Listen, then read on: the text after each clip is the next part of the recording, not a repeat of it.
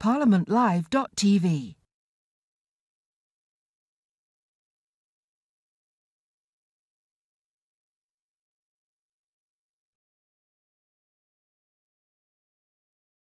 ParliamentLive.tv.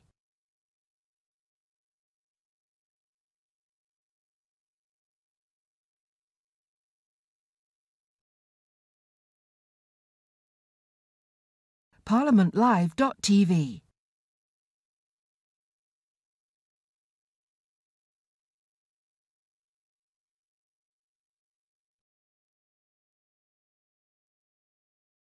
ParliamentLive.tv.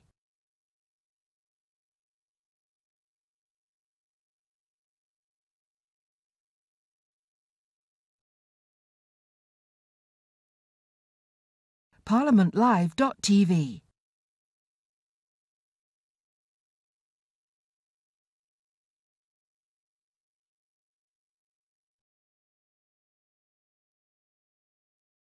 ParliamentLive.tv. That we will find time to debate them fully and to have motions tabled in respect of any further issues arising. In the meantime, the documents on which we based our debates lie before this House, and I beg to suggest that the right and proper thing is that we should proceed with the debate. Farce. Yeah. It's a complete farce. The government is pulling the debate in the House of Commons on precisely the terms which we're supposed to be debating this afternoon. My Lords, it is a total farce. Is it not open to my noble friend, the Leader of the Opposition, actually to move the adjournment of the House?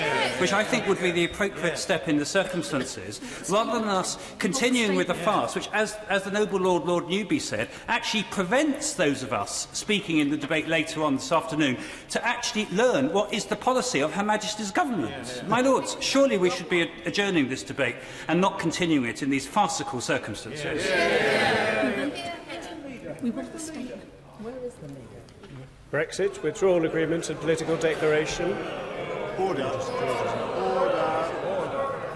I'm confused. I understood Lord Newby was about to move. From what he said, it sounded as if he was about to move the adjournment. And as my noble friend Lord Adonis said, either he or Baroness Smith should be in a position to move the adjournment of the House. It's entirely ridiculous that we are going to, I'm down to debate something that will no longer exist in a few hours' time. I don't know how we can do it. My Lords, I think the House would agree that we do want to hear the statement repeated in your Lordship's House that the Prime Minister will be making later on. So I would not be adjourning the House at this point, but I urge the Government to reconsider its position. It is quite farcical that we debate the issue that the House of Commons doesn't want to debate, and they're the ones that have the meaningful vote. My Lords, could we adjourn until 5:30 then? Is the situation then to be that those who have not yet had a chance to speak in the first 2 days and are due to speak today and would like to give their advice to the government as to what we think ought to happen while this somewhat fluid situation is on, and that those speeches can be taken into account thereafter? And I certainly would support my noble friend, the Captain and Gentleman at Arms. I think that those of us who haven't yet had a speech, I want to hear what my noble friend Lord Howard was about to speak. I have the privilege of being the last to speak from the backbenches. And I've got to wait till halfway through the night to do it. You can see how much I want to do it. My Lords, we all want to hear the noble Lord Howell, but I would just point out to the noble Lord King that there are many MPs who were hoping today and tomorrow to make speeches, who will now be denied because the basis of their speech, the key thing is the basis of their speeches, is being taken off the table, at least temporarily.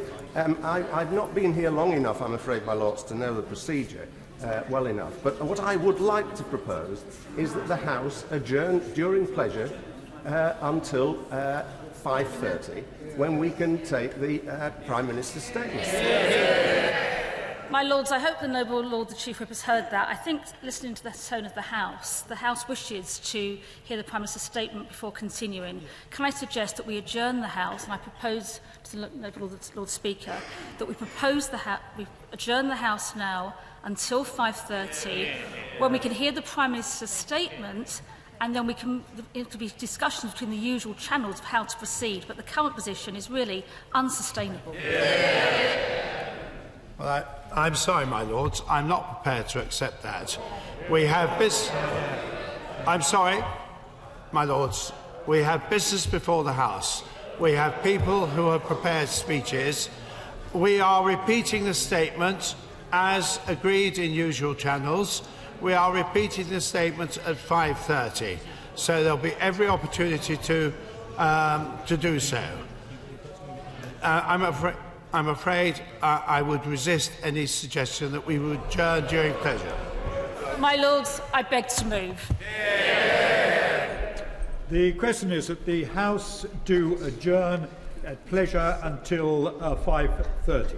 As many of that opinion will say content. Content. The contrary not content. Content. Clear the bar.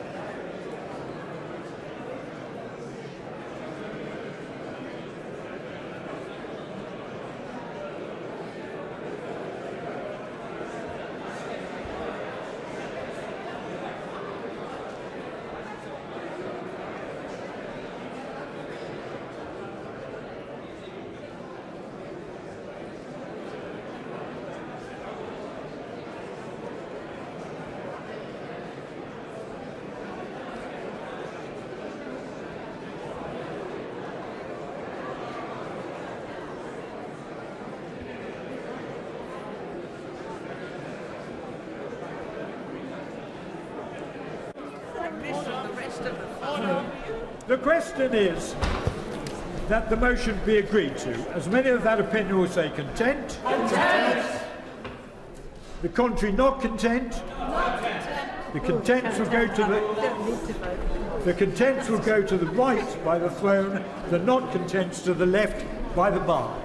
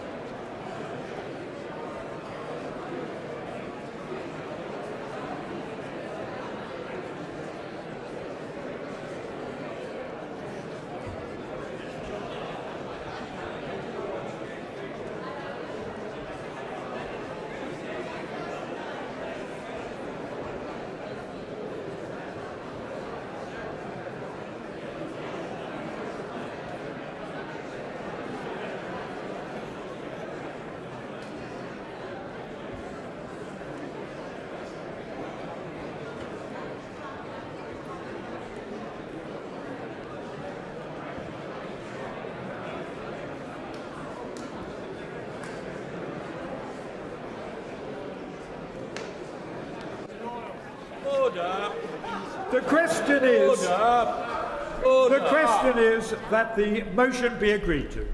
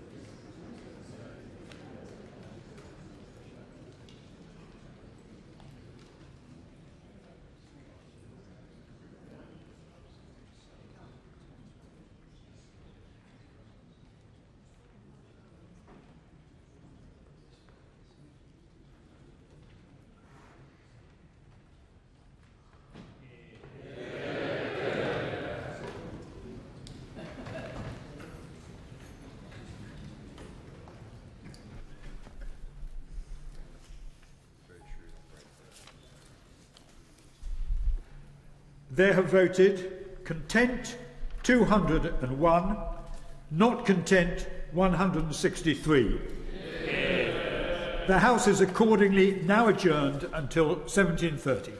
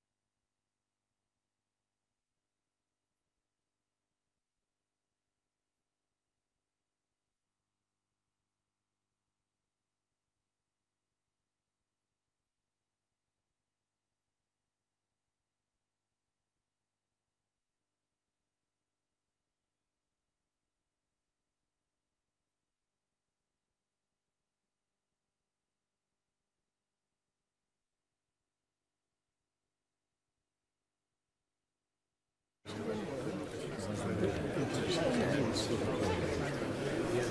Lord, Mr. Lord Speaker.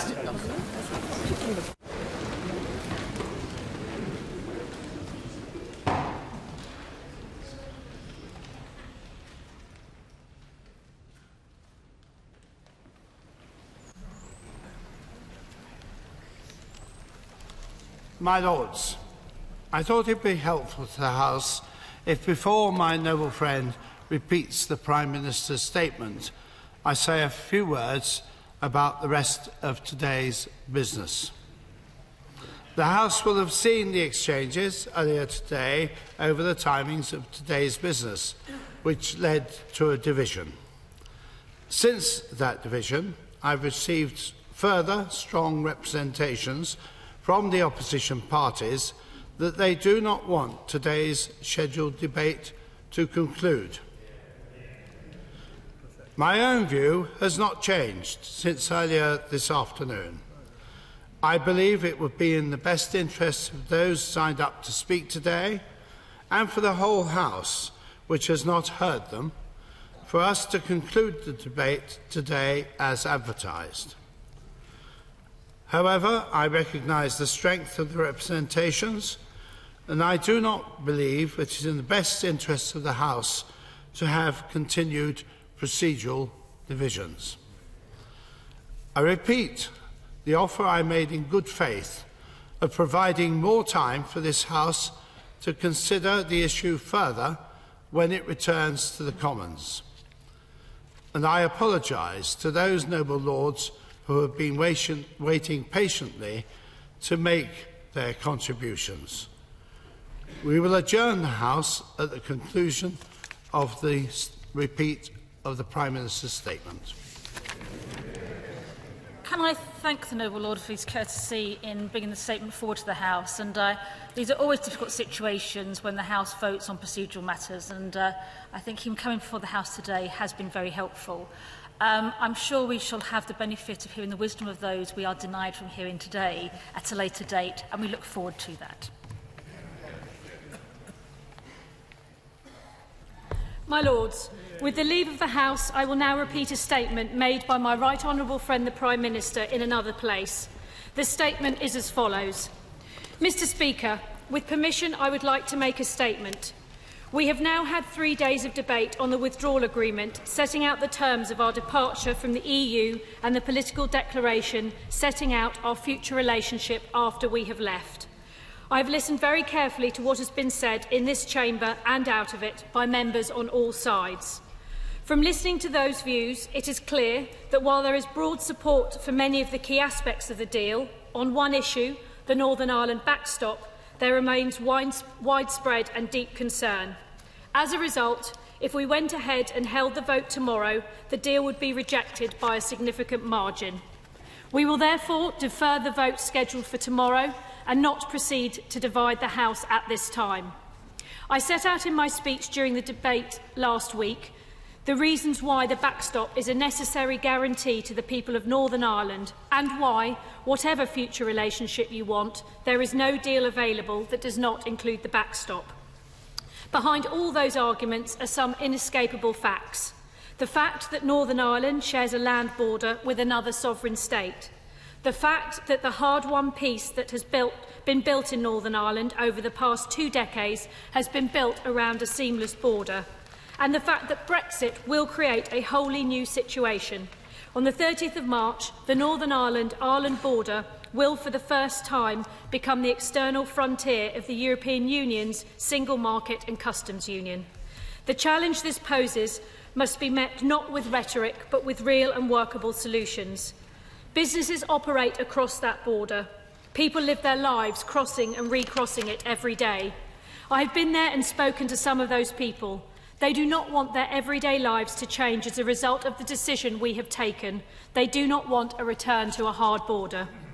And if this House cares about preserving our union, it must listen to those people, because our union will only endure with their consent. We had hoped that the changes we have secured to the backstop would reassure members that we could never be trapped in it indefinitely. I hope the House will forgive me if I take a moment to remind it of those changes. The customs element of the backstop is now UK-wide. It no longer splits our country into two customs territories. It also means that the backstop is now an uncomfortable arrangement for the EU, so they won't want it to come into use or persist for long if it does. Both sides are now legally committed to using best endeavours to have our new relationship in place before the end of the implementation period, ensuring the backstop is never used. If our new relationship isn't ready, we can now choose to extend the implementation period, further reducing the likelihood of the backstop coming into force. If the backstop ever does come into use, we now don't have to get the new relationship in place to get out of it. Alternative arrangements that make use of technology could be put in place instead. The treaty is now clear that the backstop can only ever be temporary, and there is now a termination clause. But I am clear from what I have heard in this place and from my own conversations that these elements do not offer a sufficient number of colleagues the reassurances that they need. I spoke to a number of EU leaders over the weekend, and in advance of the European Council, I will go to see my counterparts in other member states and the leadership of the Council and the Commission. I will discuss with them the clear concerns that this House has expressed. We are also looking closely at new ways of empowering the House of Commons to ensure that any provision for a backstop has democratic legitimacy and to enable the House to place its own obligations on the Government to ensure that the backstop cannot be in place indefinitely. Mr. Speaker, having spent the best part of 2 years poring over the detail of Brexit, listening to the public's ambitions and, yes, their fears too, and testing the limits of what the other side is prepared to accept, I am in absolutely no doubt that this deal is the right one. It honours the result of the referendum, it protects jobs, security and our union, but it also represents the very best deal that is actually negotiable with the EU. I believe in it, as do many members of this House, and I still believe there is a majority to be won in this House in support of it if I can secure additional reassurance on the question of the backstop. And that is what my focus will be in the days ahead. But, Mr. Speaker, if you take a step back, it is clear that this House faces a much more fundamental question. Does this House want to deliver Brexit? And if the House does it want to do so through reaching an agreement with the EU? If the answer is yes, and I believe that is the answer of the majority of this House, then we all have to ask ourselves whether we are prepared to make a compromise. Because there will be no enduring and successful Brexit without some compromise on both sides of the debate. Many of the controversial aspects of this deal, including the backstop, are simply inescapable facts of having a negotiated Brexit.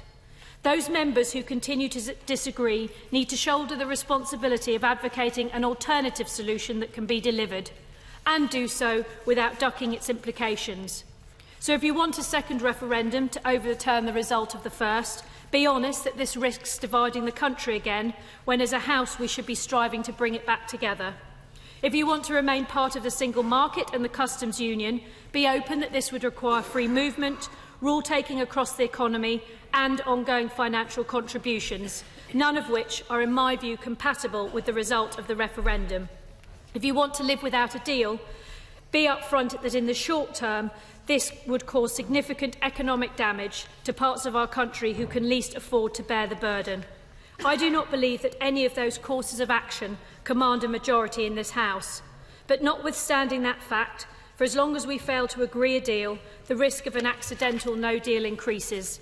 So the Government will step up its work in preparation for that potential outcome, and the Cabinet will hold further discussions on it this week. The vast majority of us, Mr. Speaker, accept the result of the referendum and want to leave with a deal. We have a responsibility to discharge. If we will the ends, we must also will the means. I know that members across the House appreciate how important that responsibility is, and I'm very grateful to all members on this side of the House and a few on the other side too who have backed this deal and spoken up for it. Many others I know have been wrestling with their consciences, particularly over the question of the backstop, seized of the need to face up to the challenge posed by the Irish border, but genuinely concerned about the consequences. I have listened, I have heard those concerns, and I will now do everything I possibly can to secure further assurances. If I may conclude, Mr. Speaker, on a personal note. On the morning after the referendum, 2.5 years ago, I knew that we had witnessed a defining moment for our democracy. Places that didn't get a lot of attention at elections and which did not get much coverage on the news were making their voices heard and saying that they wanted things to change. I knew in that moment that Parliament had to deliver for them. Of course, that does not just mean delivering Brexit. It means working across all areas, building a stronger economy, improving public services, tackling social injustices, to make this a country that truly works for everyone, a country where nowhere and nobody is left behind. And these matters are too important to be afterthoughts in our politics. They deserve to be at the centre of our thinking. But that can only happen if we get Brexit done and get it done right. And even though I voted to remain from the moment I took up the responsibility of being Prime Minister of this great country, I have known that my duty is to honour the result of that vote. And I have been just as determined to protect the jobs that put food on the tables of working families and the security partnerships that keep each one of us safe. That is what this deal does. It gives us control of our borders, our money and our laws. It protects jobs, security and our union. It is the right deal for Britain. I am determined to do all I can to secure the reassurances this House requires to get this deal over the line and deliver for the British people, and I commend this statement to the House. Yeah. My Lords, having had an unexpected opportunity to watch the Prime Minister deliver her statement earlier today, I listened with great care, and I've also read it through, because I was hoping there would be some greater clarity about the Prime Minister's and the Government's intentions. Yet the statement that we've just heard provides less clarity rather than more. The only reason the Prime Minister has given for denying members of Parliament in the other place the opportunity to vote on the deal is, and I quote from the statement, "It would be rejected by a significant margin." My Lords, so what next? The statement says the Cabinet will step up preparations for no deal. Yet the so-called no-deal preparations to date aren't going too well. The Government is already behind on legislation and statutory instruments. My Lords, this is not strong or stable government. Despite the chaos unfolding around her, the Prime Minister appears to be in denial, and the statement says that, and I quote, "she has absolutely no doubt that this is the right deal." My Lords, the Prime Minister seems to be saying to Brexit supporters that unless they support her deal, they could get another referendum and lose, and it would be divisive. As if the country is not divided enough already. Has the Prime Minister not realised that? And then to those that are against Brexit, that unless they support her deal, we'll crash out with no deal. And how catastrophic would that be? My Lords, it appears that the Prime Minister is trying to alarm and frighten members of Parliament into backing her. Hardly a great strategy and not a great endorsement for her deal. The noble lady, the leader, I know understands her responsibilities and duty to this House in answering to the Prime Minister in such unprecedented circumstances. I know she'll want to be helpful today. So given that the Cabinet has discussed this issue today, and I gather she has spoken to the Prime Minister, can she give any indication of the timetable of when the Commons' meaningful vote will take place? My information is that the Prime Minister would only tell Cabinet Ministers, probably because they leak, that it would have to be before the statutory deadline of 21st of January 2019. Now, my Lords, that's no answer, because if that is the case, the Commons will be unable to conduct any substantial business before such a vote. This attitude is in danger of deepening the constitutional crisis that we're hurtling towards.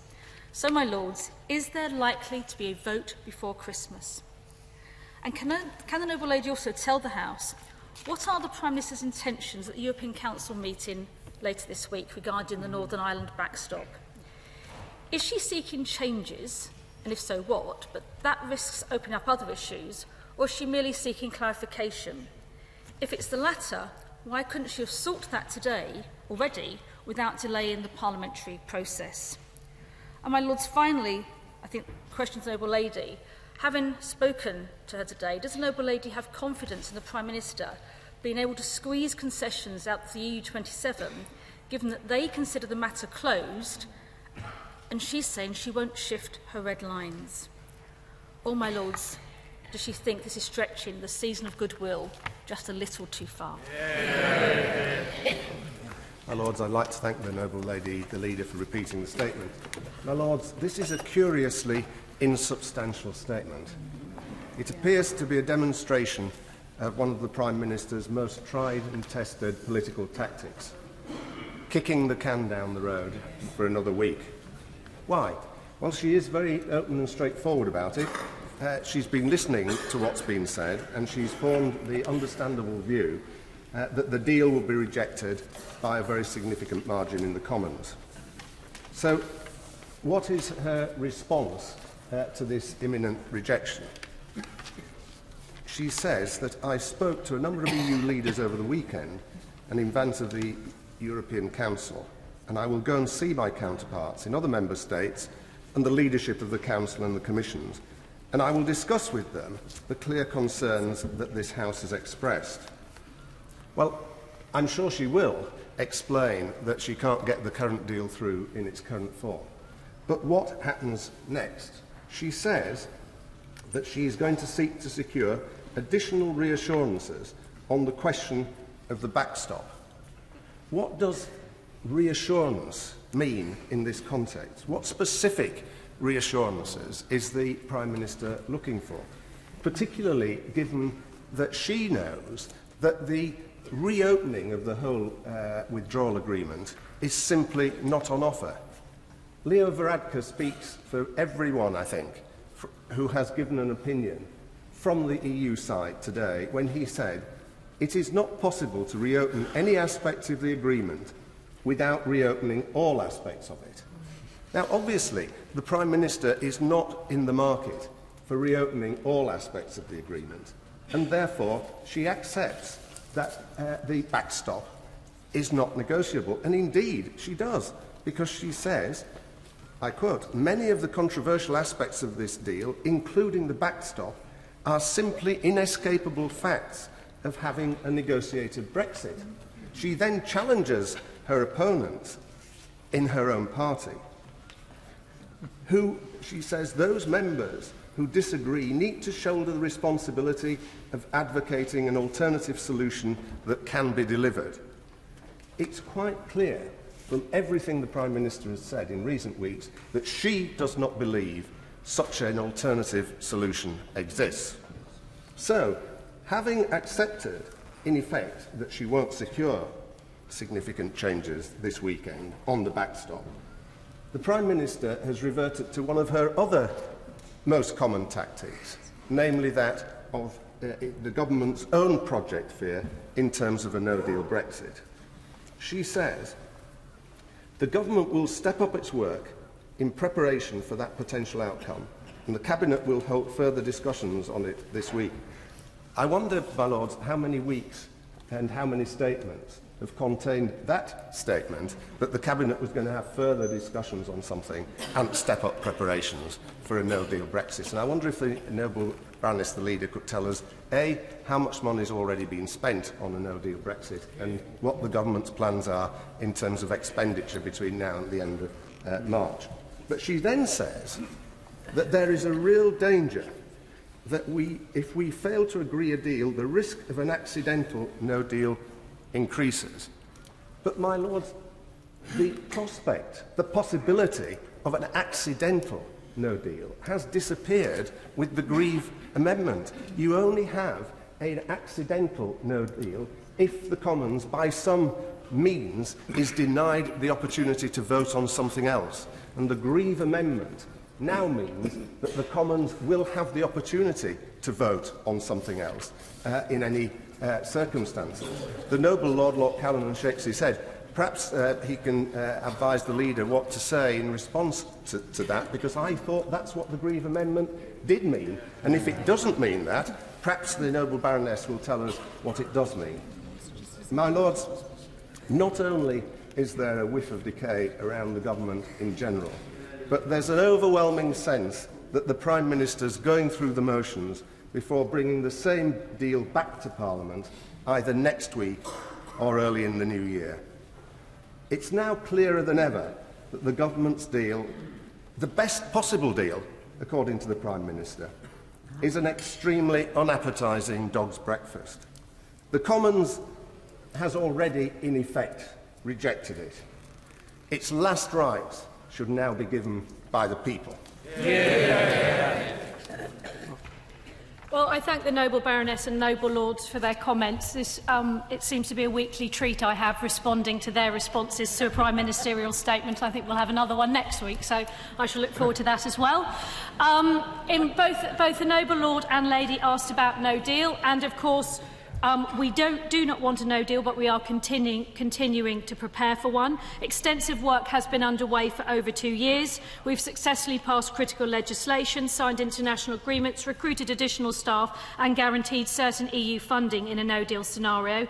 The noble Lord asked about money. As he will be aware, the Chancellor has previously announced that £2 billion has been put aside to prepare for no deal planning. And of course we have published 106 technical notices to help businesses and citizens to prepare for a no-deal event, and we will be continuing to do that. The noble lady asked me about a future date. She will be aware that no date has yet been set, as the Prime Minister is now focusing on securing the assurances she believes is necessary for Parliament. The EU and Irish governments have been clear that without a backstop there is no deal. But both in this House and, of course, in the other place, significant concern has been expressed about specifically the perceived indefinite nature of the backstop. As the statement made clear, we had hoped that the changes we have secured would have been sufficient to reassure noble lords and members of the other place that we could not be trapped in a backstop indefinitely, but they have not done so. So the Prime Minister will be going back to the EU to try and get further reassurances, and she's exploring a number of ways in which they may be achieved. To let the noble Lord and Lady know, over the weekend, and the House indeed, the Prime Minister spoke to Presidents Juncker and Tusk, Chancellor Merkel, Prime Minister Rutte and Taoiseach Varadkar. And in those discussions with leaders, they have indicated they are open to discussions to find a way to provide reassurance to members on this point. So I do think that these are very important discussions that will be had. And over the next few days in advance of the Council, she will be speaking and meeting to leaders, the Council and the Commission. And discussions will be happening at both an official and political level. Lords, my noble friend, the Leader and the Prime Minister have spoken about the Prime Minister's quest for reassurance. But the withdrawal agreement, including the backstop, is legally binding. Does my noble friend therefore accept that in order to be convincing, any reassurance that the Prime Minister seeks and obtains will need to be equally legally binding? Well, as I said in my response to the noble lady and noble lord, we will be exploring a number of ways in which this reassurance might be achieved. But I think the Prime Minister has been clear. She has heard the voice of both houses and will be doing what she can to achieve those reassurances. Seems to imply that there is a statement a section in the statement which implies that the two houses are going to have more influence than they had before. Many of us think that is long, long overdue, because Parliament, had it been involved earlier, might have got us to a better place than we're in now. But that statement there, where she talks about being more in contact with the House of Commons particularly, but also presumably this House, does indicate that if the government can expand on that, we might actually get an approach from Parliament which helps the government in what is, by any standard, a major crisis. Well, the Prime Minister, in her opening speech to the debate last week, did indeed, and I repeated it myself here in my opening speech, that we are looking at ways in which Parliament can be more involved. And specifically within this statement today, she said, and I repeated, that we're looking closely at new ways of empowering the House of Commons to ensure that any provision for the backstop has democratic legitimacy, and to enable the House to place its own obligations on the government to ensure that the backstop cannot be in place indefinitely, and the Prime Minister will be continuing to hold discussions with members to think about how best to do that. My Lords, while thanking the noble lady for her statement, or for repeating the statement, and assuring her that it is no part of the role of the EU Committee of this House to take a partisan stance in these matters, particularly at a time when feelings are running very high, would she reflect on two things, I think, which both arise from the context of what we might call renewed parliamentary interest in the management of the Brexit process. The first one, not least because a number of colleagues have been frustrated in making their own contribution this evening, is that she would take back to her colleagues the possibility of this House's involvement, at least on an advisory basis, in giving a view on whatever additional assurances the Prime Minister may achieve in relation to the backstop. And secondly, rather wider, in relation to no-deal contingency planning, I think it would be fair to say the government has been reticent in providing information to parliamentarians of all kinds about how this is going. And could we take it as part of the package? The government will be more forthcoming on whatever basis is appropriate, so that we can be alerted to the continuing process. Well, I would also like to echo the apologies my noble friend, the Chief Whip, said of two noble lords who were hoping to contribute today, and I'm sorry that they won't be able to do so, but as the noble Baroness said, we will look forward to their contributions at a future stage. I think the government has been very open about its no-deal preparations. As I said, we've published 106 technical notices. Many ministers have appeared on many occasions in front of your Lordship's House and our committees in order to set out our plans, and we will continue to do so. My Lords, the Prime Minister in her statement says that those who continue to disagree need to shoulder the responsibility of advocating an alternative solution that can be delivered. Surely it's everybody's responsibility. She goes on to talk about asking people to be honest about the implications of what they want. It seems to me that people have been honest for the last couple of years. They haven't been listened to. And has the time now come for the Prime Minister and the government to stop playing a zero-sum game and actually to find some cross-party way of finding a credible way ahead? Well, I'm afraid I don't agree with the Right Reverend Prelate on that particular point. The government has been listening, and it is the very fact that we have been listening that the Prime Minister has now decided and will go further to the EU in order to discuss some further reassurances which have been very clear from both this House and the other House that people are looking for. My Lords, I think it's other.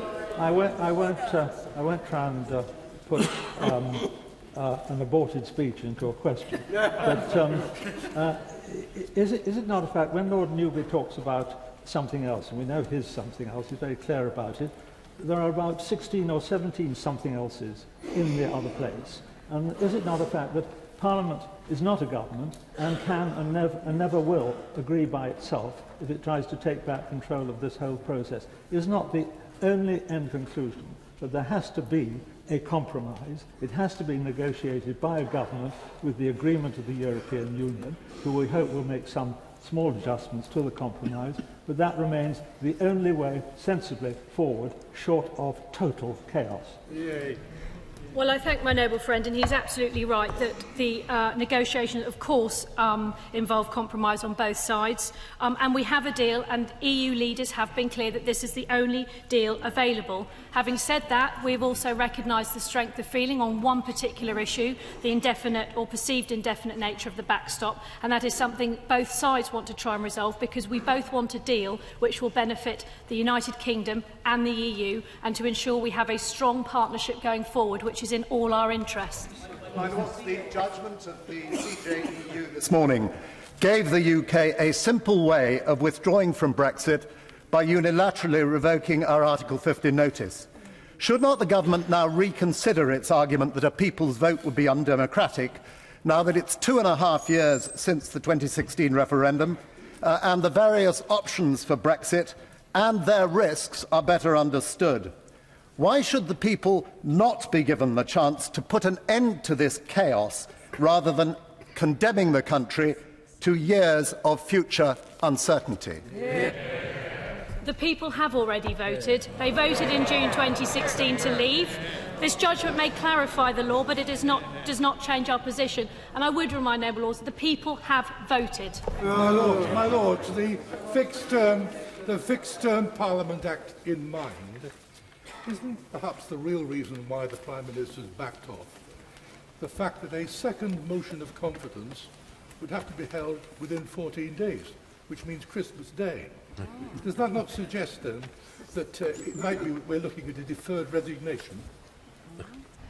No, the Prime Minister has been very clear why we have decided to defer the vote. It is because we want to try and secure the reassurances that will be needed to ensure a deal that has the best prospects for this country gets through the House of Commons, and that is what she'll be focusing on and working on in the coming days. My Lords, would the noble lady, the Leader of the House, just confirm that the processes laid down in the EU Withdrawal Act have not therefore been spent, and that therefore it is not a question of giving this House a chance to debate, just to debate any other reassurances she gets, but we have to go through the whole business laid down in the Withdrawal Act? And would she perhaps also say whether the Prime Minister, in her consultations with her colleagues in the rest of the European Union, will include in that the possibility of prolonging the period of Article 50 beyond 2 years? Well, as I've said, we will obviously, there is in the, Noble Lord is absolutely right, in the withdrawal bill there are specific conditions set out and we will of course abide by them. In terms of the House of Commons, the final 2 days of debate and subsequent votes are being deferred to a later date, and the amendments that have been tabled will stand when the debate is resumed. And as I made clear to the Noble Lord, our position on Article 50 has not changed. My Lords, as the Noble Lord, I give way to the elderly gentleman. My noble friend spoke of the possibility that we could not reach an agreement with our friends in the European Union. In that event, does that also imply that we would not be paying them £39 billion ransom money? Well, as I said, other leaders have indicated they are open to discussion on further discussion on this particular issue, and we all remain committed to getting a deal. But my noble friend is right that in the very unlikely event that we leave the EU without a deal, the financial settlement as set out in the withdrawal agreement would no longer apply, as there would be no withdrawal agreement. My Lords, does the Noble Lord, the Minister, recognise that her two arguments against putting this back to the people, i.e. that the people have already voted and can't be reconsulted, and secondly, that somehow any vote would divide the nation, are perfect arguments for abolishing general elections? That is precisely what a general election is. It is a reconsultation after a period of time in the light of experience and further information by asking the people again. So can she tell us why those principles apply to a second referendum but don't apply to general elections? Well, I would just say to the Noble Lord that at the last general election, both main parties said that they would respect the result of the referendum and deliver Brexit. We are doing that.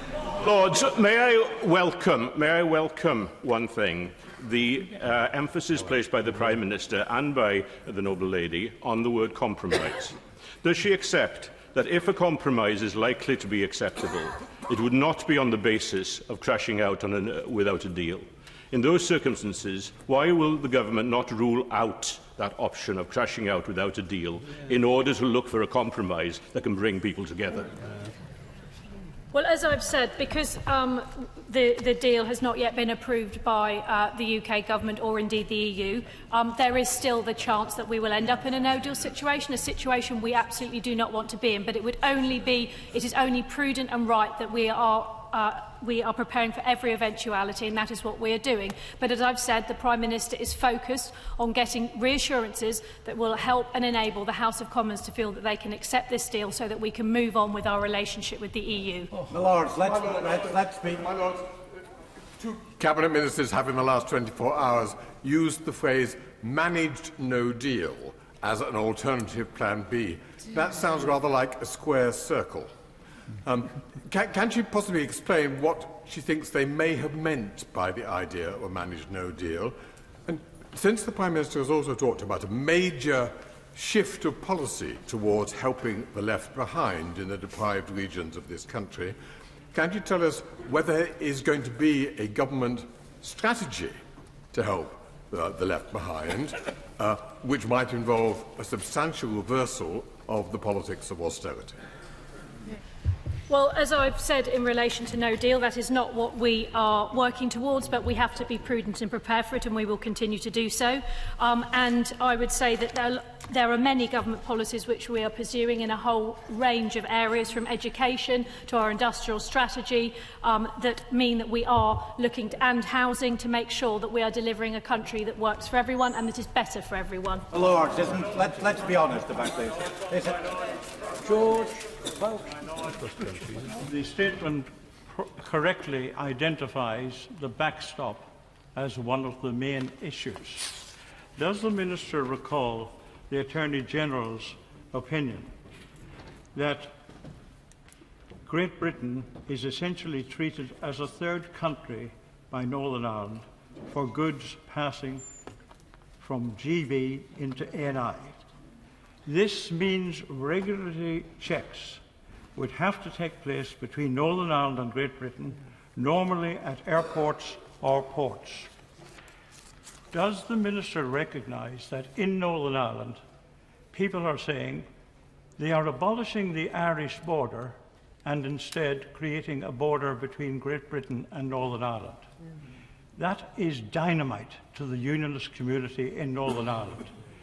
The government needs to tread very carefully. As one who negotiated the Belfast Agreement, I can assure you, living on the ground as I do near the border, that the peace process is increasingly coming under challenge.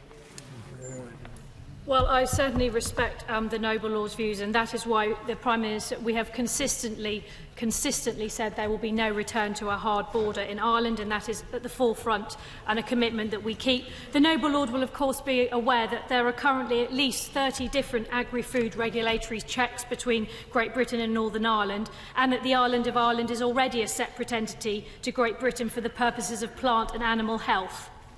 My Lords, let's be honest about this. Is this not increasingly a desperate clutching at straws by the Prime Minister to try and heal divisions on this issue within the Conservative Party? And that's why David Cameron led us to this unfortunate referendum in the first place. And why is it that the poor of this country, and it is the poor of this country, should continue to suffer and to be sacrificed on the altar of Tory party political expediency? Well, I'm afraid I don't accept the noble Lord's assertions. As I've said, the Prime Minister has listened to the concerns raised in the House of Commons and the House of Lords about the perceived indefinite nature of the backstop. She will now be focusing on trying to address those and make sure we get a Brexit that works for this country and the EU. My Lords. I have just come back from Brussels, where I was talking on lessons from Brexit, and essentially what I said was, don't do it. But, my Lords, while I was there, one of the things that a friend said was, you know, it feels rather like the days of David Cameron. We never knew what he wanted. We kept saying, what does the United Kingdom want? And the same has been true of Theresa May, looking for an agreement now. Can the leader tell us, what does the Prime Minister expect to get on Thursday that is going to be clear to the EU27 or to any of us? Well, we have a withdrawal agreement and a political declaration that has been agreed. There is one issue that has been raised, which is the perceived indefinite nature of the backstop, which is still causing concern. It is that issue that the Prime Minister will be discussing with other leaders over the next few days, and it is that issue in which we will hope we'll be providing further reassurances, and so I think that's quite clear. My Lords, has the noble leader received any assurances from our European colleagues that they are open to further compromises? And if so, are we prepared to run the risk that opening one part of the deal will allow other countries to run their hobby horses, be it on fisheries, be it on Gibraltar, and so forth? Well, I can certainly say to the noble lord that in the conversations the Prime Minister had over the weekend, The leaders she spoke to have indicated they are open to discussions on a way to provide reassurance on the specific point of the Northern Ireland backstop. My Lords, the Prime Minister today, in answer to... Short question. The noble Baroness has just told us that the European leaders spoken to over the weekend had assured her that they were prepared to look at reassurances. Is she aware that the Irish Taoiseach, Mr Varadkar, has said that no statement of clarification can contradict what's in the withdrawal agreement? He said this just very recently. This does not look to me like a situation in which there can be further consideration. Well, as I mentioned in an earlier response, the Prime Minister spoke to Mr Varadkar over the weekend.